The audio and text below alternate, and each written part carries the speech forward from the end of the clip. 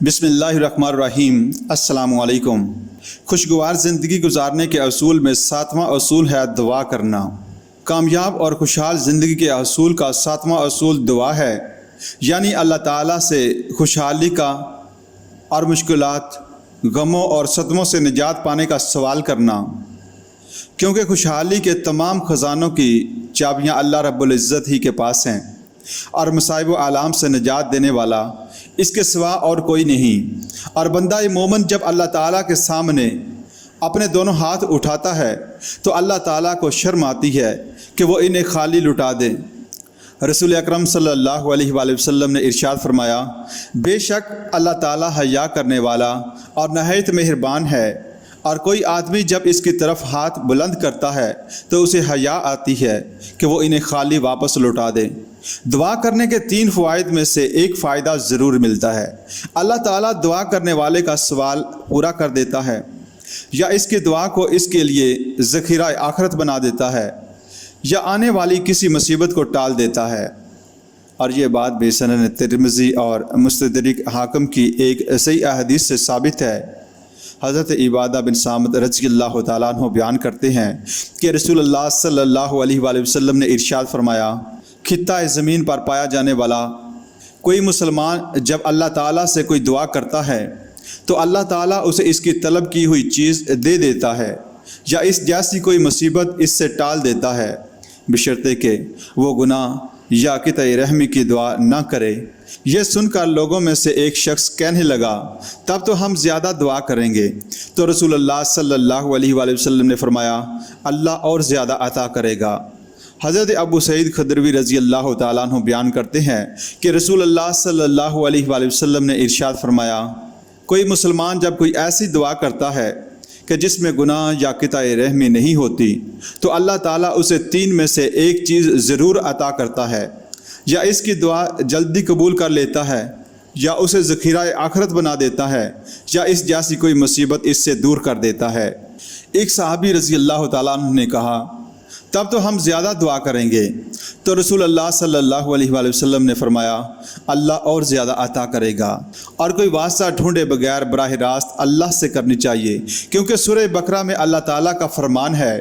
और जब मेरे बंदे आपसे मेरे मुताल्लिक़ पूछें तो उन्हें कह दीजिए कि मैं उनके करीब ही हूँ। कोई दुआ करने वाला जब मुझे पुकारता है तो मैं इसकी दुआ कबूल करता हूँ, इसलिए जो करीब है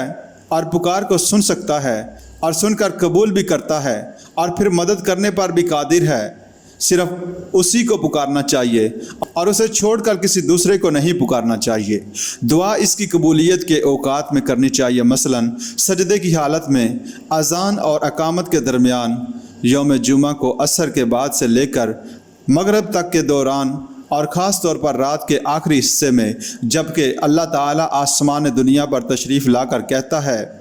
कौन है जो मुझसे दुआ मांगे तो मैं उसकी दुआ को कबूल करूं, और कौन है जो मुझसे सवाल करे तो मैं उसे अता करूं, और कौन है जो मुझसे माफ़ी तलब करे तो मैं उसे माफ़ कर दूं। और मुस्लिम की एक रवायत में इन अल्फाज का इजाफ़ा भी है। फिर वो बदस्तूर इसी तरह रहता है यहाँ तक कि फजर रोशन हो जाए।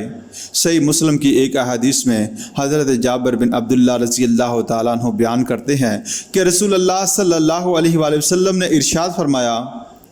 बेशक हर रात में एक घड़ी ऐसी आती है कि जिसमें कोई बंदा ये मुसलमान अल्लाह ताला से दुनिया व आखिरत की कोई भलाई तलब करे तो अल्लाह ताला उसे वो भलाई अता कर देता है। और दुआ में दुनिया व आखिरत दोनों की खैर व भलाई का सवाल करना चाहिए, जैसा कि सही मुस्लिम में नबी अकरम सल्लल्लाहु अलैहि वसल्लम की ये दुआ, ऐ अल्लाह तू मेरा दीन मेरे लिए संवार दे, जो कि मेरे मामले के लिए तहफ़्फ़ुज़ है, और मेरे लिए मेरी दुनिया को भी ठीक कर दे जिसमें मेरे गुज़रान है, और मेरे लिए मेरी आखिरत को भी बेहतर बना दे जिसमें मुझे लौट कर जाना है,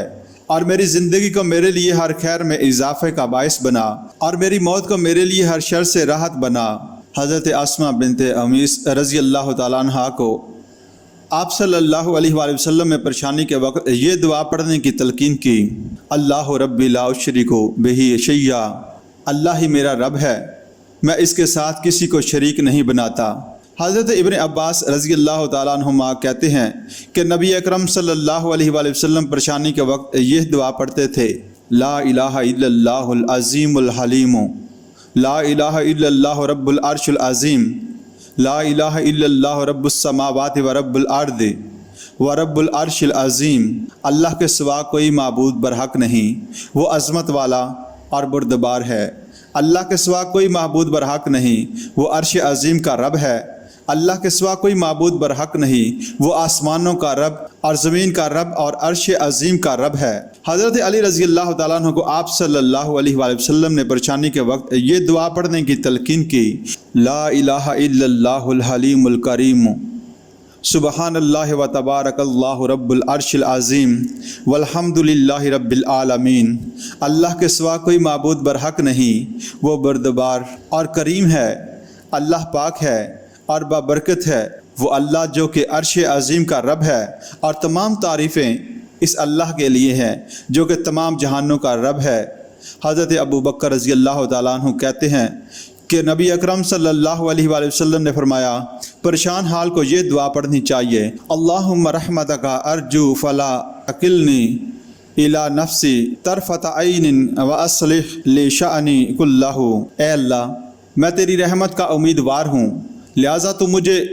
پل بھر کے لیے بھی میرے نفس کے حوالے نہ کر اور میرا ہر کام میرے لیے ٹھیک کر دے۔ حضرت انس رضی اللہ تعالیٰ عنہ کہتے ہیں کہ